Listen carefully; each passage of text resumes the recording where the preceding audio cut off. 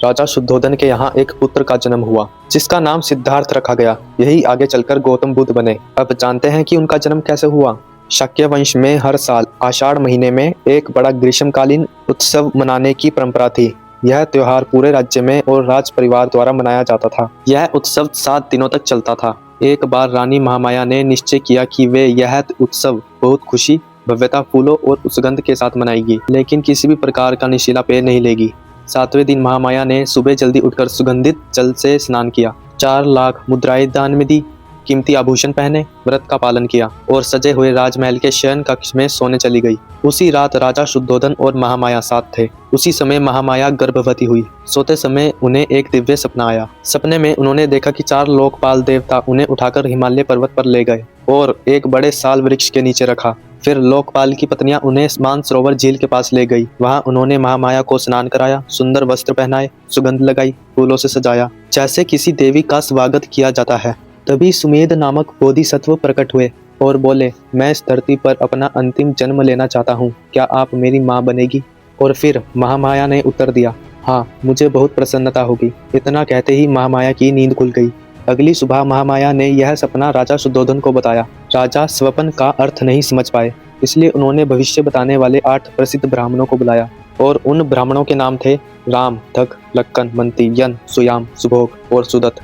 राजा ने उनके स्वागत के लिए जमीन पर फूल बिछवाए, ऊंचे आसन लगवाए, उन्हें सोना, चांदी, घी, शहद, चीनी, उत्तम चावल और दूध बना भोजन कराया तथा नए कपड़े और गाय दान में दी। जब ब्राह्मण प्रसन्न हो गए तब राजा शुद्धोधन ने महामाया का सपना उन्हें सुनाया और उसका अर्थ पूछा।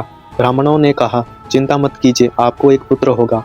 यदि वह गृहस्थ जीवन अपनाएगा तो महान सम्राट बनेगा, और यदि वह घर छोड़कर सन्यासी बनेगा तो बुद्ध बनेगा, जो संसार के अज्ञान को दूर करेगा। महामाया ने लगभग 10 चंद्र महीनों तक गर्भ धारण किया। जब प्रसव का समय नजदीक आया तो वह अपने मायके देवदह जाना चाहती थी। राजा शुद्धोधन ने उनकी इच्छा स्वीकार की और उन्हें सोने की पालकी में बड़े काफिले के साथ देवदह भेजा। देवदह जाते समय रास्ते में एक सुंदर वन पड़ा जिसे लुम्बिनी वन कहा जाता था। वहाँ साल के पेड़ और अन्य प्रकार के वृक्ष थे।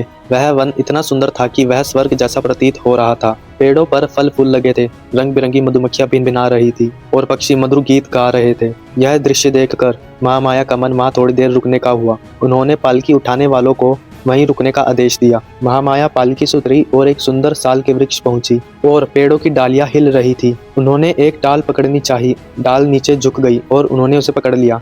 उसी समय उन्हें प्रसव पीड़ा हुई और खड़े खड़े उन्होंने एक पुत्र को जन्म दिया। यह शुभ जन्म हुआ 563 ईसा पूर्व विशाख पूर्णिमा के दिन। राजा शुद्धोधन और महामाया की शादी को बहुत समय हो चुका था, लेकिन उन्हें संतान नहीं थी। इसलिए पुत्र जन्म पर पूरे राज परिवार में और पूरे शाक्य राज्य में बड़े हर्ष और उत्सव के साथ जन्म मनाया गया। उस समय राजा शुद्धोधन कपिलवस्तु के शासक थे, इसलिए उनके पुत्र को राजकुमार कहा गया।